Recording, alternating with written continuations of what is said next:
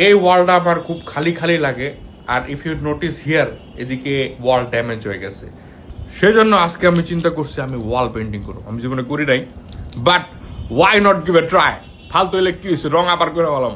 Primarily আমরা 2 মিনিটের জন্য ভুলে যাই যে এটা একটা ওয়াল। আমি মনে করি যে এটা আপনার মন, ঠিক আছে? অ্যান্ড এইখানে একটু ক্ষত আছে, you have some heart breaks in your life. So আমার প্ল্যান হইতেছে আমি আপনার লাইফে কালার নিয়ে আসবো। ওকে, আপনি যদি পোলায় থাকেন it should sound a little bit gay, but don't worry, but there is a philosophy out there. আমরা যখন আমাদের লাইফে এরকম ক্ষত নিয়ে একটা জায়গায় স্ট্যান্ড করি, উই অ্যাকচুয়ালি ডোন্ট নো যে আমরা এখন আমাদের লাইফটারে নিয়ে কই যাব, but we have to start somewhere. So we are going to start there, bathroom থেকে। What will be the result is not really your responsibility, এটা আল্লাহর responsibility. Your responsibility is to start.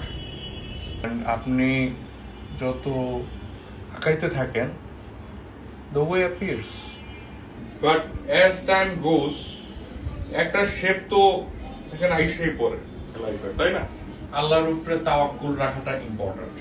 আমি বলতেছি না যে ইট ইজ পারফেক্ট, আপনার মনের মধ্যে তো ক্ষত এখনো আছে। আমি এখানে যতই কালার দেওয়ার ট্রাই করি, কিন্তু if you do not allow yourself anything, there will be only the damages in the world.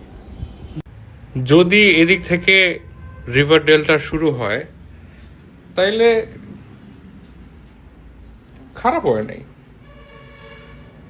ভালোই।